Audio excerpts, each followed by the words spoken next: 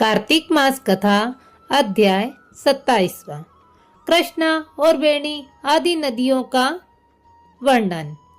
प्रथु बोले, हे महर्षि नारद, कृष्णा और वेणी नदी के तट से शिव और विष्णु के गणों ने एक वेश्य के शरीर से कलह राक्षसी को निकाल बाहर किया था। अब बताएं कि यह उन नदियों का प्रभाव है अथवा उस क्षेत्र का। हे धर्मज्ञ, इसमें हमको बड़ा संदेह है, सो आप दूर करें। नारद जी बोले, हे राजन, कृष्णा साक्षात कृष्ण का शरीर है और वेणी शिव जी का स्वरूप। अतः उनके प्रभाव को चतुर्भुज ब्रह्मा भी नहीं कह सकता है। फिर भी उनकी उत्पत्ति के विषय में बताता हूँ।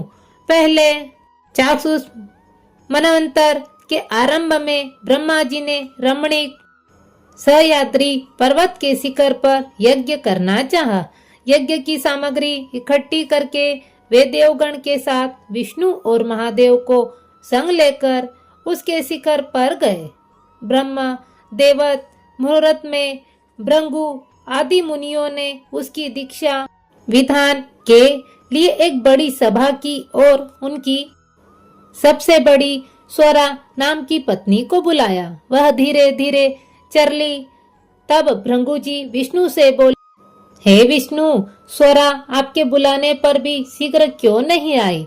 मुहूर्त बीता जाता है, अब दीक्षा विधि कैसे पूर्ण होगी? श्री कृष्ण बोले, जो स्वरा नहीं आती तो यह गायत्री की दीक्षा विधान करिए।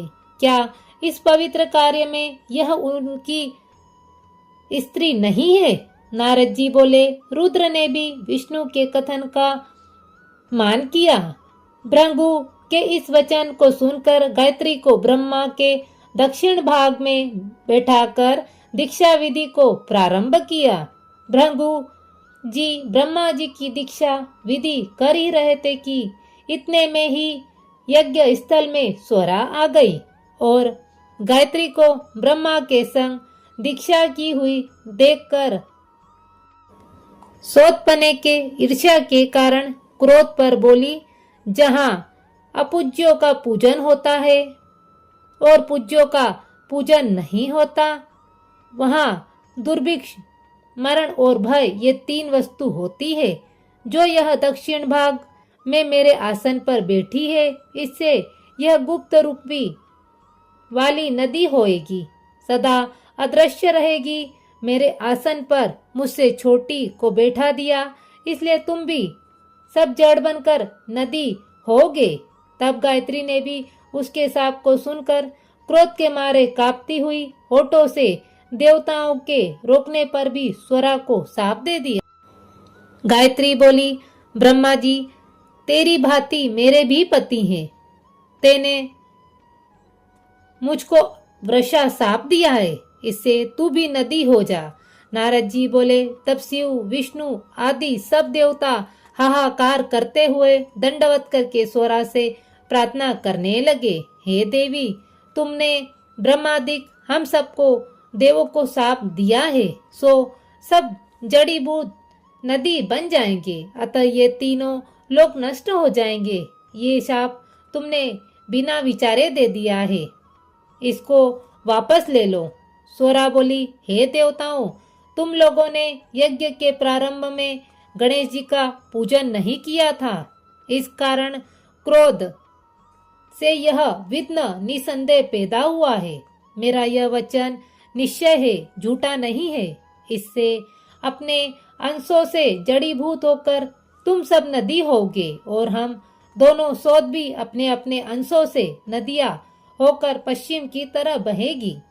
नारद जी बोले, इस तरह स्वरा के वचन सुनकर ब्रह्मा, विष्णु, शिव ये सब जड़भूत होकर अपने अपने अंश से नदी हो गए। वहीं पर विष्णु कृष्णा नदी, शिव जी वेणी और ब्रह्मा नदी हुए। ये सब अलग अलग बहने लगे। देवता भी अपने अपने अंशों को जड़ करके शिखर से नदी होकर अलग अलग बहने लगे। पूर्व की ओर बहने वाली नदी देवताओं के अंश से उत्पन्न हुई और पश्चिम की ओर बहने वाली नदियां उनकी स्त्रियों के अंश से उत्पन्न होकर बहने लगी। पश्चिम की ओर बहने वाली गायत्री और स्वरा नदियां सावित्री नाम से प्रसिद्ध हुई। ब्रह्मा जी के महायज्ञ के लिए विष्णु और शिव इन दोनों की स्थापना की, अतः वे ही दोनों महाबल और अतिबल नामक प्रसिद्ध देवता हुए।